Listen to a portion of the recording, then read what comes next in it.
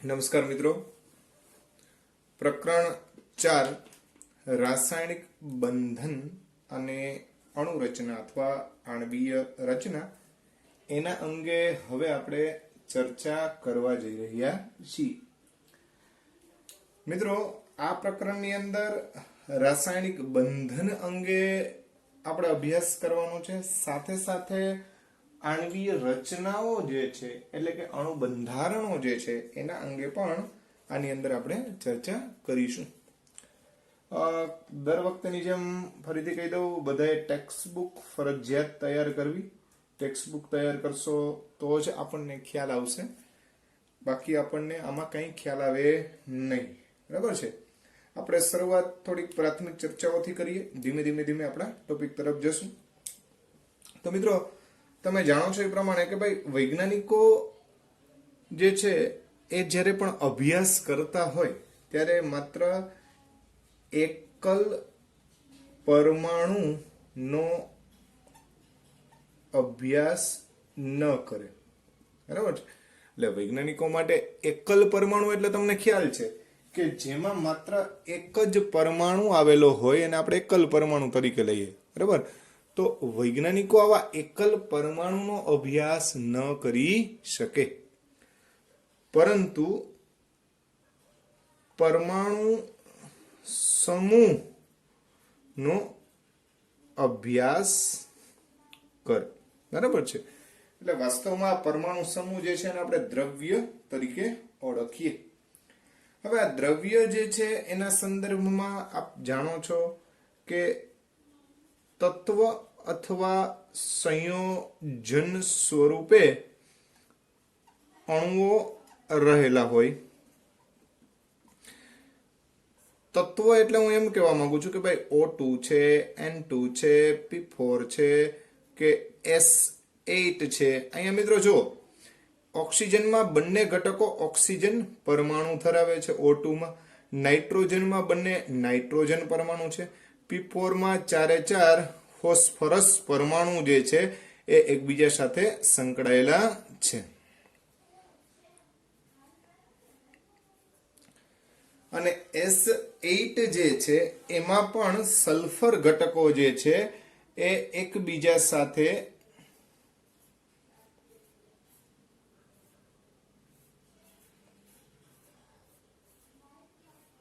જોડાયેલા છે. તો મિત્રો, અહીંયા તમે જોઈ શકો છો કે દરેક ઘટકોમાં સમાન પરમાણુ એટલે કે તત્વ સ્વરૂપે અણુ રહેલા છે. જ્યારે સંયોજનની ચર્ચા કરીએ તો ભાઈ H2O છે, NaCl છે, KCl છે, કોઈ પણ લઈ શકો, બેન્ઝીન C6H6 લઈ શકો. આવો કોઈ પણ ઘટક જે છે એ સંયોજન સ્વરૂપે આણ્વીય સ્વરૂપ ધરાવે છે. તો હવે મિત્રો, આપને પ્રશ્ન એ થાય કે આવા તાત્વિક સ્વરૂપના અણુઓ અને સંયોજન સ્વરૂપના અણુઓ કેવી રીતે એકબીજા સાથે સંકળાયેલા હશે, અથવા તો એનું નિર્માણ કેવી રીતે શક્ય બને છે. તો અહીંયા આપણને આના નિર્માણ અંગે જે પ્રશ્ન થાય એના આધારે આપણે એક શબ્દ બોલીએ કે આવા પરમાણુઓ એકબીજા સાથે રાસાયણિક આકર્ષણ બળથી જોડાય છે. અને આવા રાસાયણિક આકર્ષણ બળને આપણે શું બોલીએ છીએ? રાસાયણિક બંધ, જેને આપણે અંગ્રેજીમાં કેમિકલ બોન્ડ એવું નામ આપીએ છીએ.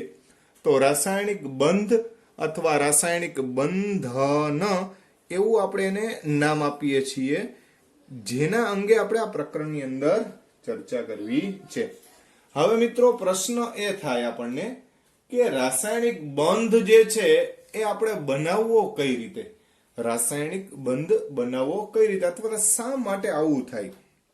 તો ભાઈ, દરેકની એક જ તમન્ના હોય, નિષ્ક્રિય થવું. બરાબર છે? નિષ્ક્રિયતા પ્રાપ્તિ માટે ઘટકો વચ્ચે બંધનું નિર્માણ થાય. હવે અહીંયા બંધ એટલે આપણે આમ બોલીએ કે ભાઈ NaCl, તો કે ભાઈ NaCl વચ્ચે બંધ રચાણો, એટલે ઘણા એમ સમજે કે NaCl બે દોયડાથી બંધાઈ ગયા. બરાબર? અરે ભાઈ આમાં બંધ એટલે એવું હોય નહીં. તમારે કેમ ભાઈબંધ હોય, બરાબર છે? તો ભાઈબંધ એટલે મિત્રતા. એ મિત્ર સાથે આપણને લાગણી છે, બરાબર છે?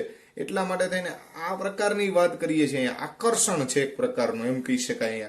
અહીંયા એનો કોઈ બીજો મિનિંગ થતો નથી. તો અહીંયા Na અને Cl બંને એક રાસાયણિક બંધથી જોડાયેલા છે. શા માટે? તો કે ભાઈ Na અને Cl બંને નિષ્ક્રિય ઘટક જેવું બંધારણ પ્રાપ્ત કરવું છે, માટે એ એના જેવું નિર્માણ કરવા માટે થઈ, એના જેવી રચના પ્રાપ્ત કરવા માટે થઈ અને આવું કરેલું છે, એમ આપણે કહી શકીએ. હવે અહીંયા બરોબર સમજજો કે ભાઈ હાઇડ્રોજન છે, લિથિયમ છે, પછી હાઇડ્રોજન, હિલિયમ, લિથિયમ અને બેરિલિયમ. હાઇડ્રોજન માટે 1s1, હિલિયમ માટે 1s2, પછી લિથિયમ માટે 1s2 2s1 અને બેરિલિયમ માટે 1s2 2s2. તો મિત્રો આ બધા ઘટકો જે છે એમાં આમાં એક ઇલેક્ટ્રોન ઘટે છે, આમાં બે પૂર્ણ છે, આમાં બે પૂર્ણ છે, અહીંયા એક છે એટલે એક ઇલેક્ટ્રોન ઘટે છે, અહીંયા પૂર્ણ છે, બરાબર છે? તો મિત્રો આ પૂર્ણ રચનાઓ જે હોય, પૂર્ણ રચનાઓ એના જેવી રચના પ્રાપ્ત કરવા માટે આ હાઇડ્રોજન છે, લિથિયમ છે, એવા ઘટકો એકબીજા ઘટકો સાથે જોડાય.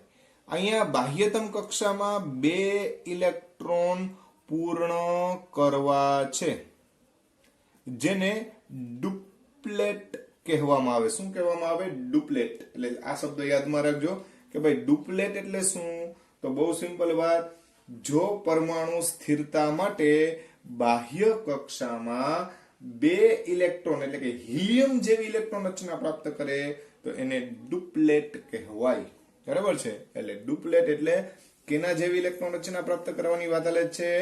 તો કે ભાઈ કોના જેવી? હિલિયમ જેવી. તો અહીંયા લખું છું ડુપ્લેટ. ડુપ્લેટ કોને કહેશું મિત્રો ડુપ્લેટ? તો કે જો પરમાણુ સ્થિરતા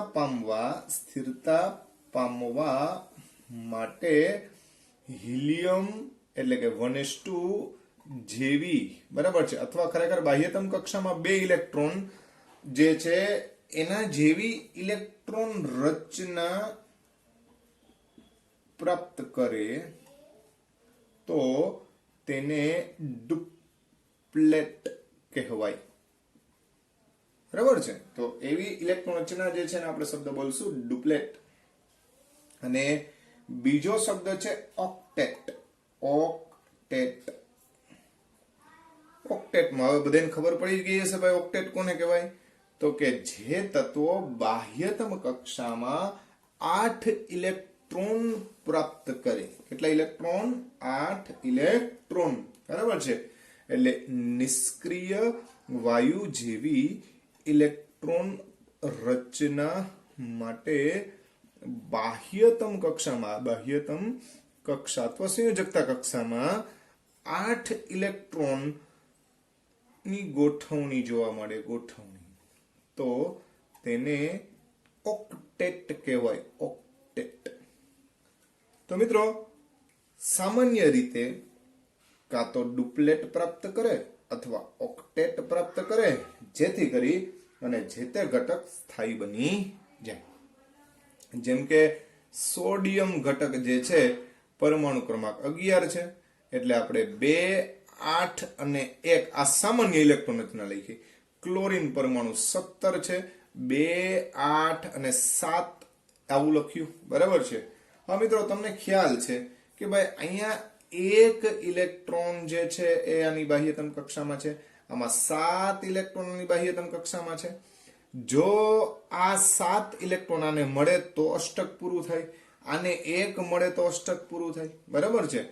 તો મિત્રો તમે વિચારો કે આપણે ત્યારે પણ વાત કરી હતી કે કોઈ પણ કેન્દ્ર જે છે એમાં એક ઇલેક્ટ્રોન તમે દાખલ કરો, પછી ત્યારબાદ બીજો ઇલેક્ટ્રોન દાખલ કરવો હોય તો અંદરો અંદર અપાકર્ષણ બળ ખૂબ જ વધારે હોય.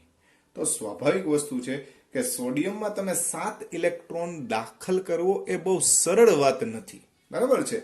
એટલે હવે તમને ખ્યાલ આવી જવો જોઈએ કે ભાઈ સોડિયમ માટે આ એક ઇલેક્ટ્રોન ગુમાવવો સહેલો પડે અને ક્લોરીન માટે આ એક ઇલેક્ટ્રોન મેળવવો સહેલો પડે.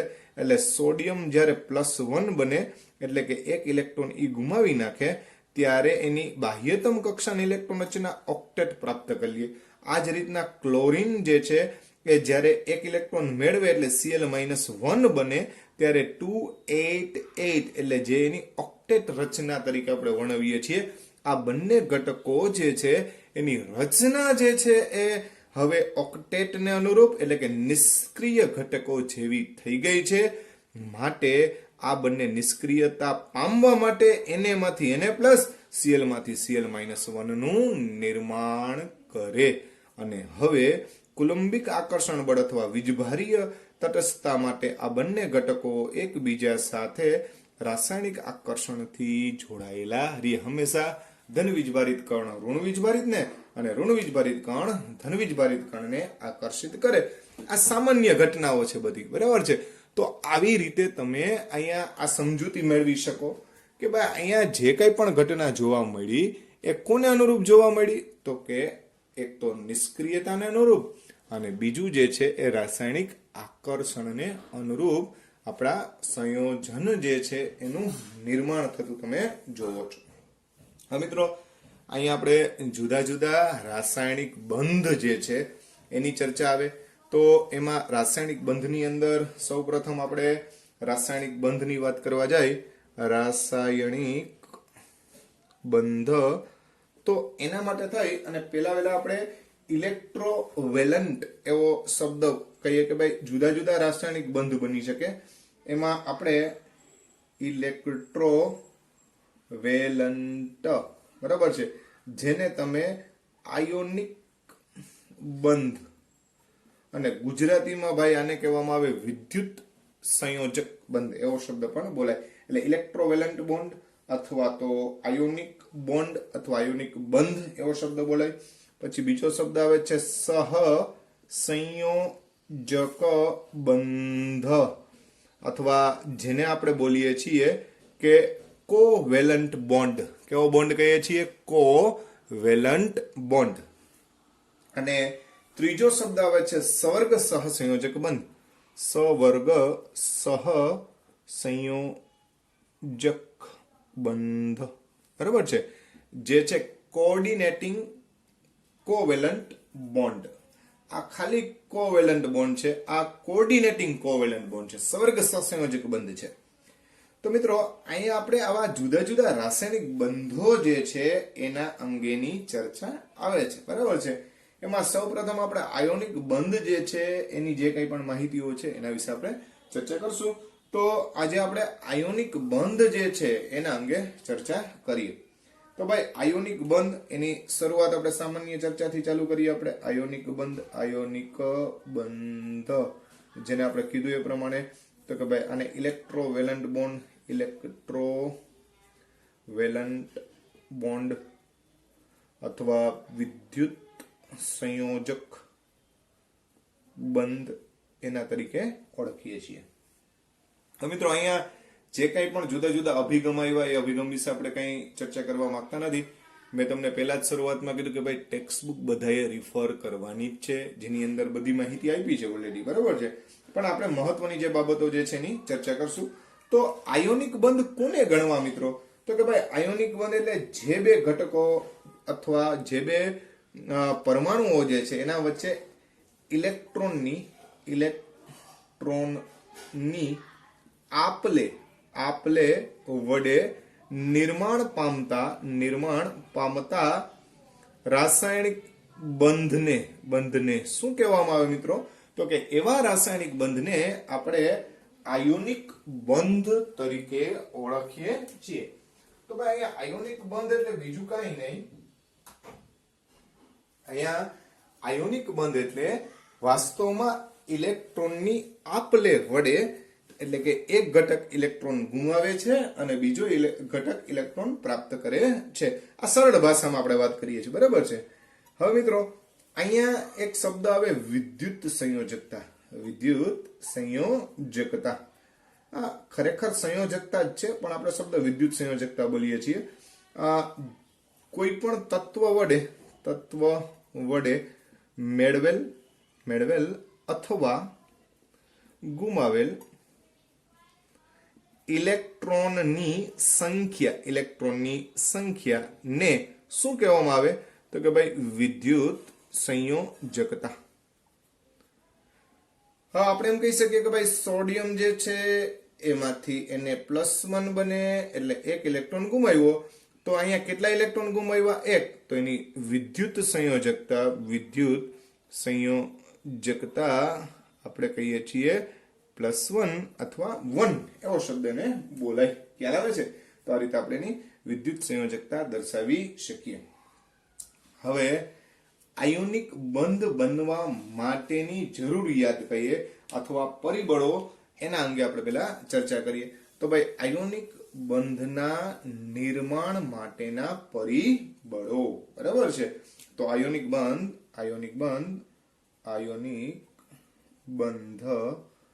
નિર્માણના પરિબળો. ભાઈ આયોનિક બંધ કેવી રીતે નિર્માણ કરી શકીએ અથવા એમાં કયા પરિબળો અસર કરે? તો એના અંગે આપણે હવે ચર્ચા કરવા જઈ રહ્યા છીએ. તો મિત્રો અહીંયા આયોનિક બંધના નિર્માણ માટે આપણી પાસે અહીંયા 3 પરિબળો જે છે એની આપણે ચર્ચા કરવી છે. એમાં પહેલું જે છે એ છે આયનીકરણ એન્થાલ્પી. બરાબર શબ્દ સમજો, જેને આપણે ઓલો ડેલ્ટા IH પણ કહેતા હતા, યાદ કરો. તો મિત્રો આ ડેલ્ટા IH અથવા આયનીકરણ એન્થાલ્પી જે છે એના અંગે હવે ચર્ચા કરીએ. તો આયનીકરણ એન્થાલ્પી સમજાવવાની જરૂરિયાત નથી, ઓલરેડી આપણે આગલા પાઠમાં સમજી જ ગયા છીએ, બરાબર છે. તો અહીંયા આ પરિબળ કઈ રીતે અસર કરે? તો બહુ સિમ્પલ વાત છે. જે તત્વોની આયનીકરણ એન્થાલ્પી નીચી, બરોબર શબ્દ સમજો, એટલે ઓછામાં ઓછી આયનીકરણ એન્થાલ્પી, તેમ આયોનિક બંધ નિર્માણ સરળ. ખ્યાલ આવે છે મિત્રો કે આયોનિક બંધનું નિર્માણ કેના માટે સરળ? તો કે ભાઈ જેની ડેલ્ટા IH નીચામાં નીચી હોય એના માટે એકદમ સરળતાથી શું બને? આયોનિક બંધ. તો ભાઈ તમને કોઈ પૂછે કે ભાઈ આ NaCl છે કે Cl છે, પછી CHCl છે, તો સૌથી વધુ આયોનિક લાક્ષણિકતા અથવા લક્ષણ કેમાં વધારે જોવા મળે? તો મિત્રો અહીંયા Cl તો બધાયમાં કોમન જ છે કે નહીં? તો સ્વાભાવિક વસ્તુ છે કે ભાઈ સિઝિયમ તરફ જાય એમ આયનીકરણ એન્થાલ્પી શું થતી જાય? ઘટતી જાય. તો NaCl કરતા KCl કરતા CHCl તરફ જતા આયોનિક લાક્ષણિકતામાં શું થાય? વધારો થાય. તો ખાસ ધ્યાનમાં રાખવાનું કે ભાઈ અહીંયા ડેલ્ટા IH જે છે એની વેલ્યુ જે છે એ જેમ નીચી એમ આયોનિક લાક્ષણિકતા ઊંચી થાય. આ વસ્તુ ધ્યાનમાં રાખવું. તો એક પેલી બાબત, એટલે મેં તમને કીધું એ પ્રમાણે. બીજી વાત તો કે ભાઈ અહીંયા આયનીકરણના સંદર્ભમાં તમે એક જ આ દાખલા તરીકે આપણે એક જ સમૂહના સંદર્ભમાં વાત કરી. માની લો કે સોડિયમ છે, મેગ્નેશિયમ છે કે એલ્યુમિનિયમ છે. તો સ્વાભાવિક છે કે સોડિયમ, મેગ્નેશિયમ અને એલ્યુમિનિયમ પૈકી સૌથી ઓછી આયનીકરણ એન્થાલ્પી જે છે એ સોડિયમની હોય. તો સ્વાભાવિક વસ્તુ છે કે આના દ્વારા જેટલા આયોનિક સંયોજનો બનતા હોય એના કરતા આમાં આયોનિક બંધ બનવાની શક્યતા ઓછી, અને એના કરતા પણ આમાં ઓછી. બીજી વાત તમને ખબર છે કે ભાઈ એને માંથી ફક્ત એને પ્લસ બનાવવાનો થાય, મેગ્નેશિયમ માંથી Mg+1 પછી Mg+2 થાય, અને એલ્યુમિનિયમ માટે વિચાર કરવા જાઓ તો Al+1, Al+2 અને Al+3. તો મિત્રો આપણે અગાઉ પણ ચર્ચા કરી હતી કે ડેલ્ટા IH1 કરતા ડેલ્ટા IH2 કરતા ડેલ્ટા IH3 એ વધારે મુશ્કેલી ભરી વાત છે. આમાં સંયોજકતા +3, આમાં +2, આમાં સંયોજકતા +1, સ્વાભાવિક વસ્તુ છે. તો આવા સંજોગોમાં આના આયોનિક સંયોજનો બનવા વધારે સરળતા રહે, એટલા માટે આની આયોનિક લાક્ષણિકતા તમને વધારે જોવા મળે. તો આ પેલું પરિબળ છે, એક છે આયનીકરણ એન્થાલ્પી, કે જે આયોનિક બંધના નિર્માણ માટે અતિ મહત્વનું પાસું છે. એમાં નીચામાં નીચે આયનીકરણ enthalpy is equal to maximum ionic bond, એવું આપણે કહી શકીએ. ત્યારબાદ બીજો જે શબ્દ આવે છે એ છે ઇલેક્ટ્રોન પ્રાપ્તિ એન્થાલ્પી.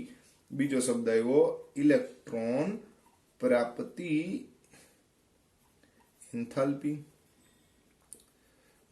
આપ બધાને ખબર છે ભાઈ કે આયોનિક બંધમાં એક ઘટક ધનાયન હોય, બીજો ઋણાયન હોય, સ્વાભાવિક વસ્તુ છે. તો આયોનિક બંધનું નિર્માણ થાય. તો એવા સંજોગોમાં જેમ ધન આયન બનવા માટે થાય અને મહત્વનું છે આયનીકરણ એન્થાલ્પી, એમ ઋણ આયન બનવા માટે જરૂરી કોઈ હોય તો એ છે ઇલેક્ટ્રોન પ્રાપ્તિ એન્થાલ્પી. હા મિત્રો, આ ઇલેક્ટ્રોન પ્રાપ્તિ એન્થાલ્પી જેને આપણે બોલીએ છીએ ડેલ્ટા EGH. શું બોલીએ છીએ? Delta EGH. તો ભાઈ આ ડેલ્ટા EGH એટલે ઇલેક્ટ્રોન ગેઇન એન્થાલ્પી. જેમ ડેલ્ટા EGH નું મૂલ્ય વધુમાં વધુ ઋણ, બરાબર છે, એટલે કે મેક્સિમમ હોય, ઓલું મિનિમમ, આ મેક્સિમમ હોય, તેમ આયોનિક બંધ નિર્માણ સરળ. હા મિત્રો, તમને એમ પૂછે કે ભાઈ NaF, NaCl, NaBr અને Na ખ્યાલ આવે છે? બરાબર છે. તો સ્વાભાવિક વસ્તુ છે કે અહીંયા Cl જે છે એની ઇલેક્ટ્રોન ગેઇન એન્થાલ્પી સૌથી વધારે હતી. યાદ કરજો. તો આમાં સૌથી વધારે આયોનિક લાક્ષણિકતા તમને કેમાં જોવા મળે? NaCl માં. ખ્યાલ આવે છે? બરાબર.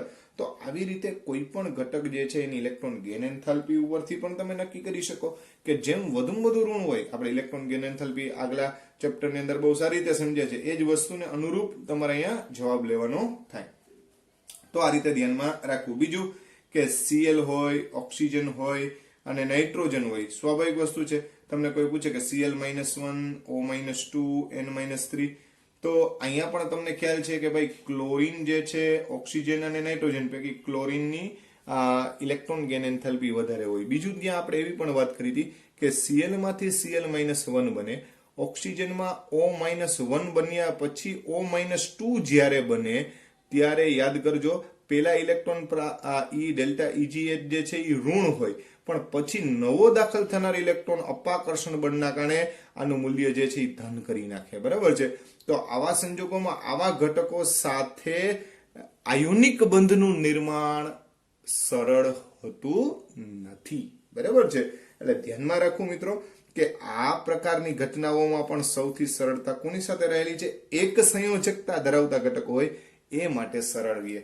દ્વિતીય કે તૃતીય સંયોજકતા ધરાવતા ઘટક માટે આયોનિક સંયોજનનું નિર્માણ સરળ હોતું નથી. તો આ પરિબળ પણ અતિ મહત્વનું થાય કે જે આયોનિક બંધના નિર્માણ માટે મહત્વનું છે. ત્યાર પછી ત્રીજી વાત જે છે આવે છે એ છે લેટાઇસ એન્થાલ્પી. લેટિસ અથવા લેટાઇસ એન્થાલ્પી આ પણ એવી ઉર્જા છે, એન્થાલ્પી એટલે ઉર્જા ખરેખર તો, બરાબર છે. તો આ પણ એવું પરિબળ છે મિત્રો કે જે પણ આયોનિક બંધના નિર્માણ માટે અતિ મહત્વનું છે. પહેલા તો લેટાઇસ એન્થાલ્પી જે છે એ તમને ખ્યાલ જ હશે કે ધન અને ઋણ આયનો જોડાય આયોનિક સ્ફટિક ઘનની રચના કરે ત્યારે ઉત્પન્ન થતી ઉર્જાને શું કહેવામાં આવે? તો કે ભાઈ લેટાઇસ એન્થાલ્પી.